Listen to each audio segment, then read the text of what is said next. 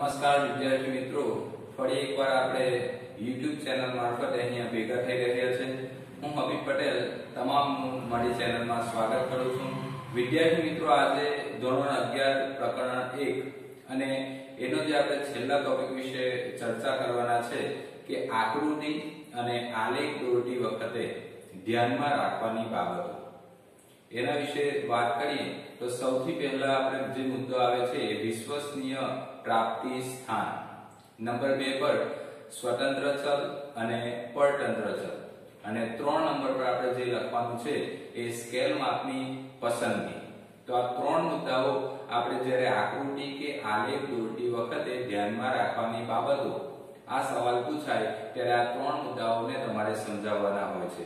શરૂઆત કરીએ છીએ આપણે કે વિશ્વસનીય પ્રાપ્તિ સ્થાન એટલે કે આર્થિક સિદ્ધાંતો હોય કે તારણો હોય, આર્થિક સિદ્ધાંતો કે તારણો જે રજૂ કરવામાં આવે છે તે આંકડાકીય માહિતીના, આપણે કોઈ આર્થિક સિદ્ધાંત રજૂ કર્યો હોય કે કોઈ તારણ રજૂ કર્યો હોય, માંગનો નિયમ રજૂ કર્યો હોય, પુરવઠાનો નિયમ રજૂ કર્યો હોય, કોઈ પણ એક સિદ્ધાંત રજૂ કર્યો હોય, તો એ સિદ્ધાંતની અંદર જે આંકડાકીય માહિતી લેવામાં આવી છે તો એ આંકડાકીય માહિતી ક્યાંથી મેળવી છે, એનું પ્રાપ્તિ સ્થાન ક્યાંથી છે, તો એ આપણે વ્યવસ્થિત રીતે દર્શાવીએ કે આ જગ્યાએથી આપણે આંકડા લીધેલા છે, તો એ આકૃતિ કે આલેખનું મહત્વ વધી જતું હોય છે.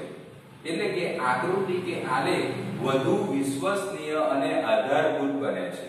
તો અહીંયા આપણે લખવાનું છે કે આર્થિક સિદ્ધાંતો કે તારણો જે આંકડાકીય માહિતીના પ્રાપ્તિ સ્થાન વિશ્વસનીય હોય એ જરૂરી છે. એટલે કે આપણે જ્યાંથી આંકડા લીધેલા છે એ મહત્વના છે, ક્યાંથી લીધેલા છે એ આપણે દર્શાવવાનું છે. જેમ કે ભારતની આર્થિક સ્થિતિ બતાવવી હોય, ભારતની આર્થિક સ્થિતિ દર્શાવવી હોય તો આપણે રાષ્ટ્રીય સર્વે, જે રાષ્ટ્રીય સર્વે કરવામાં આવે છે અને ત્યારબાદ જે આંકડા આપણને પ્રાપ્ત થાય છે, તો રાષ્ટ્રીય સર્વેના ત્યારબાદ NSSO, વિશ્વ બેંકનો રિપોર્ટ, CSO વગેરે આધારભૂત આંકડાઓ ગણવામાં આવતા હોય છે.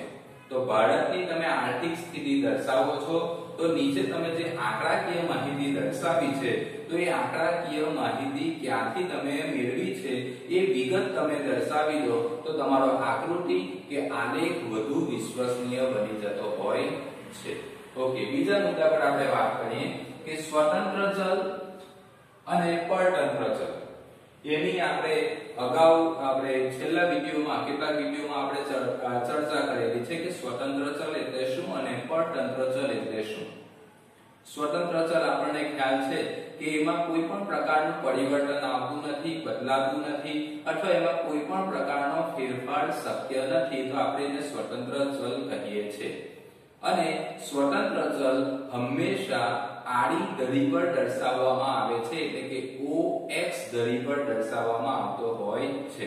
જ્યારે પરતંત્ર ચલ વિશે પૂછાય અથવા તો લખવાનું હોય તો તમે લખી શકો કે પરતંત્ર ચલ ઊભી ધરી પર દર્શાવવામાં આવે છે, કારણ કે એની અંદર બદલાવ શક્ય છે, એમાં ફેરફાર આવી શકે છે, એ પરિવર્તન એમાં થઈ શકે છે. એટલે કે સ્વતંત્ર ચલ આડી ધરી પર અને પરતંત્ર ચલ ઊભી ધરી પર એટલે કે OY ધરી પર દર્શાવવામાં આવે છે. હવે સ્વતંત્ર ચલ એટલે શું, એમાં કઈ બાબતોનો સમાવેશ કરી શકાય, તો એમાં આપણે લખી શકીએ કે દેશ, સમય, વરસાદ અને સમયગાળો, આવી કેટલીક બાબતો છે જે આપણે સ્વતંત્ર ચલ પર દર્શાવી શકીએ. અને જો આપણે પરતંત્ર ચલની વિગતો આપણે જાણવી હોય, સમજવી હોય તો એની અંદર આપણે લખી શકીએ કે વસ્તી છે, આવક છે, ખર્ચ છે, વપરાશ વૃત્તિનો દર છે, આ બધી બાબતો એ પરતંત્ર ચલ કહેવાય. એટલે કે આવી બાબતોને ધ્યાનમાં રાખીને તમારે નક્કી કરવાનું હોય છે કે કઈ ધરી પર આપણે કઈ વિગત દર્શાવવાની છે.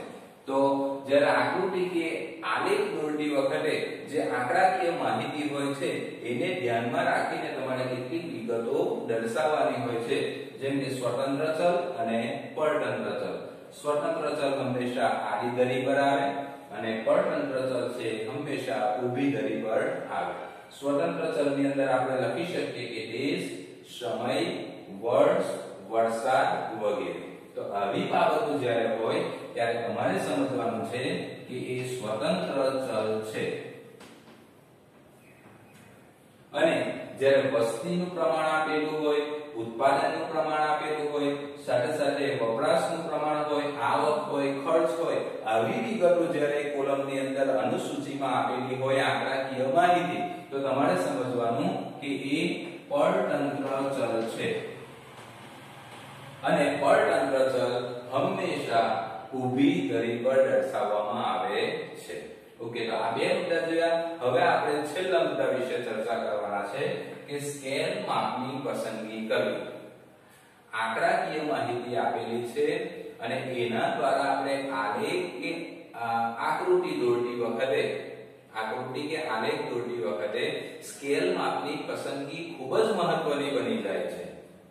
કારણ કે તમે જે રજૂઆત કરવાના છો, જે માપ લેવાના છો, એ માપને તમારે આગળ રજૂઆતમાં જાળવી રાખવું પડે છે.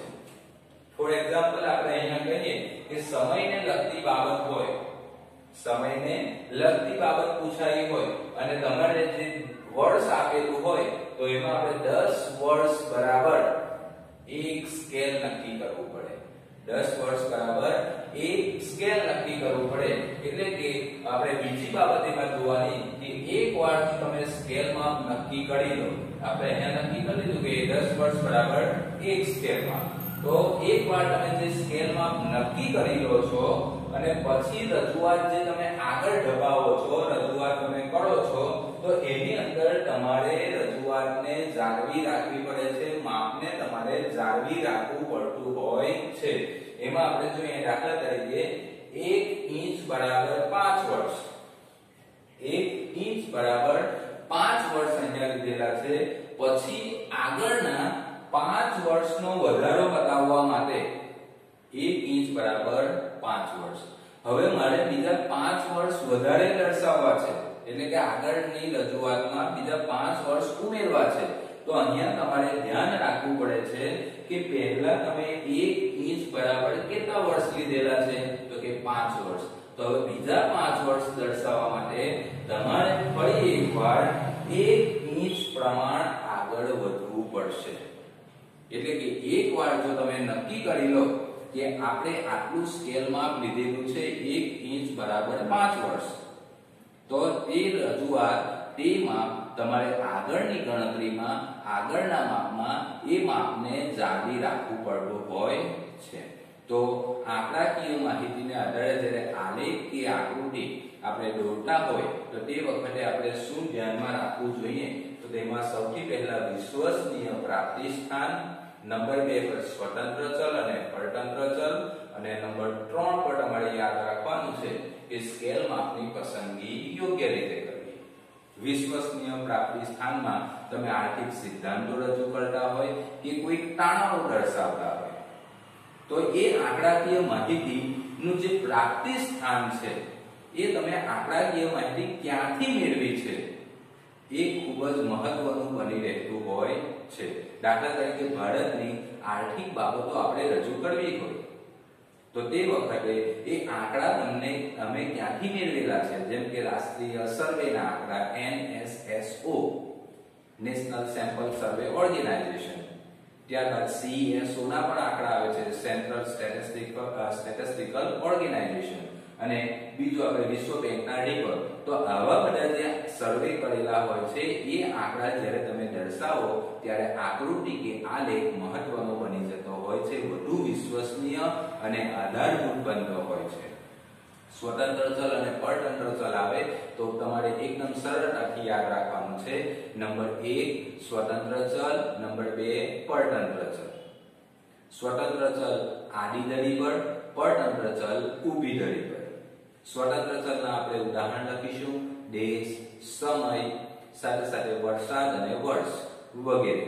પરતંત્ર ચલના ઉદાહરણ તમે વસ્તી લખી શકો, આવક, ખર્ચ, વપરાશ વૃત્તિ વગેરે આપણે પરતંત્ર ચલમાં આવી શકે. અને છેલ્લું સ્કેલ માપની પસંદગી કરો ત્યારે તમારે ખાસ ધ્યાન રાખવું પડે છે કે તમે કેટલું માપ લીધે છે અને એ માપને તમારે રજૂઆતમાં આગળ યોગ્ય રીતે રજૂ કરવું પડે છે।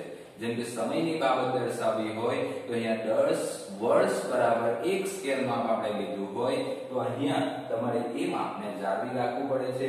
એકવાર જો એક સ્કેલ માપ તમે લઈ લો છો, નક્કી કરી લો છો એટલે આગળ જાળવવાનું। દાખલા તરીકે 1 ઇંચ બરાબર 5 વર્ષ લીધા હોય, હવે બીજા મારે 5 વર્ષ ઉમેરવા છે એટલે કે 5 વર્ષ બતાવવા છે આકૃતિ કે આલેખમાં, તો ફરી મારે 1 ઇંચ દર્શાવવું પડશે એટલે કે 1 ઇંચ બરાબર આપણે 5 વર્ષ। તો અહીંયા જે આવી બાબતો ખાસ ધ્યાનમાં રાખવી પડે છે। અને છેલ્લી એક બાબત છે કે મોટી આંકડાકીય માહિતી હોય, નાની આંકડાકીય માહિતી હોય તે આપણે સરળતાથી દર્શાવી દઈએ, પણ જો મોટી આંકડાકીય માહિતી હોય ત્યારે એ ટૂંકમાં રજૂઆત કરવા માટે SS ટૂંકમાં રજૂઆત કરવા માટે SS આપણે ઉપયોગ કરવામાં આવે છે। તો વિદ્યાર્થી મિત્રો આજે આપણે પ્રકરણ 1 અહીંયા પૂર્ણ કર્યું છે। હવે આપણે બીજા પ્રકરણની સાથે ટૂંક સમયમાં મળીશું। ત્યાં સુધી હું રજા લઉં છું। નમસ્કાર।